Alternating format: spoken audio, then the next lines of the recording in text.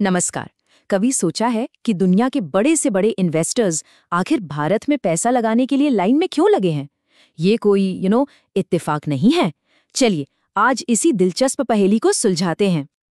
देखिए, ये कोई इमोशनल फैसला नहीं होता। इसके पीछे है बिल्कुल ठोस कैलकुलेशन और स्ट्रैटेजी। आइए स्टेप बाय स्टेप डिकोड करते हैं कि ये इन्वेस्टर्स आखिर सोचते क्या हैं और उनके लिए भारत इतना खास क्यों बन गया है। तो सबसे पहला और सबसे बड़ा कारण सिंपल, पैसा। भारत ना दो ऐसी चीजें दे रहा है जो इन्वेस्टर्स को सबसे ज्यादा पसंद है। एक तो तेज ग्रोथ और दूसरा शानदार रिटर्न। उनके लिए ये एक सोने की खान जैसा है सच में। जरा इन नंबर्स पर गौर कीजिए। एक तरफ है डेवलप्ड देश जो 1 से 2% की धीमी रफ्तार से आगे बढ़ रहे हैं, और दूसरी तरफ है भारत जो 6 से 7% की स्पीड से दौड़ रहा है। हम ऑलरेडी दुनिया की 5वीं सबसे बड़ी इकोनॉमी बन चुके हैं और टारगेट है जल्द ही तीसरे नंबर पर आने का। बस यही स्पीड, यही रफ्तार है जो इन्वेस्टर्स को खींच लाती है। और अब आते हैं सीधे सीधे मुनाफे की बात पर। सोचिए, अमेरिका जैसे मार्केट में 3 से 5% का रिटर्न मिल सकता है, ठीक है, लेकिन भारत में यहाँ एवरेज रिटर्न 12 से 15% तक जाता है। ये तो लगभग 3 गुना ज्यादा है। यही तो वो चुंबक है जो विदेशी पैसे को भारत की तरफ खींच रहा है। और सुनिए, यहाँ एक बोनस भी है। जैसे जैसे भारत की इकोनॉमी मजबूत होती है, रुपया भी मजबूत हो सकता है। इसका मतलब क्या हुआ? मतलब ये कि जब इन्वेस्टर अपना पैसा वापस डॉलर में बदलते हैं तो उन्हें और भी ज्यादा मुनाफा मिलता है। ये उनके लिए एक तरह से डबल जीत है। लेकिन एक मिनट, इन्वेस्टर्स सिर्फ आज का मुनाफा नहीं देखते। असली खेल तो भविष्य पर दाव लगाने का है। और भारत की जो भविष्य की कहानी है ना, वो काफी रोमांचक है। इतनी कि वो इस पर एक बड़ा दाव खेलना चाहते हैं। 100 से भी ज्यादा। जी हाँ, ये नंबर है भारत के यूनिकॉर्न स्टार्टअप्स का। मतलब ऐसी कंपनियां जिनकी कीमत $1 अरब से ज्यादा है।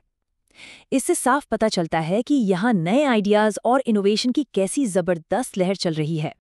देखिए, भारत के विकास के पीछे ना कई इंजन काम कर रहे हैं। डिजिटल क्रांति हो रही है, स्टार्टअप्स का इकोसिस्टम बूम कर रहा है, हरित ऊर्जा पर फोकस है। लेकिन सबसे बड़ी ताकत वो है यहाँ के युवा। औसत भारतीय की उम्र सिर्फ 28 साल है। इसका मतलब है एक विशाल ऊर्जावान बाजार जो खर्च करने के लिए तैयार है। और ऊपर से सरकार भी निवेश को आसान बनाने के लिए लगातार नीतियां बना रही है। अच्छा, अब एक ऐसे कारण की बात करते हैं जिसके बारे में ज्यादा चर्चा नहीं होती। भारत में निवेश करना सिर्फ मुनाफे के लिए नहीं है, बल्कि ये सुरक्षा के लिए भी है। और ये एक बहुत ही स्मार्ट स्ट्रैटेजी है। तो ये विविधीकरण आखिर है क्या? आसान शब्दों में कहे तो अपने सारे अंडे एक ही टोकरी में न रखना। अगर कोई इन्वेस्टर अपना सारा पैसा सिर्फ अमेरिकी बाजार में लगाता है और वहां मंदी आ जाती है तो सब कुछ डूब सकता है ना। इसे ऐसे समझते हैं, मान लीजिए अमेरिकी बाजार किसी वजह से गिर जाता है तो भारत में हो रही वृद्धि उनके नुकसान को संतुलित कर सकती है। इस तरह भारत उनके पूरे निवेश के लिए एक सुरक्षक कवच बन जाता है। लेकिन ठहरिए, कहानी इतनी भी सिंपल नहीं है। कहते हैं ना, हर चमकती चीज सोना नहीं होती। भारत में निवेश के अपने खतरे भी हैं और उन्हें समझना बेहद जरूरी है। देखिए, एक तरफ है उच्च विकास और युवा शक्ति, तो दूसरी तरफ है रुपए में गिरावट और राजनीतिक अनिश्चितता का डर। और सबसे बड़ा खतरा, जब भी दुनिया में कोई संकट आता है तो निवेशक सबसे पहले भारत जैसे बाजारों से अपना पैसा निकालते हैं। इसे हॉट मनी का पलायन कहते हैं। तो सोचिए, क्या होता है जब ये वैश्विक घबराहट फैलती है और सब बेचना शुरू कर देते हैं। अचानक इतनी बिकवाली से शेयर बाजार में भारी गिरावट आ सकती है। और यही वो सबसे बड़ा जोखिम है जिसे हर निवेशक ध्यान में रखता है। तो इन सभी बातों को मिलाकर अंतिम फैसला क्या निकलता है?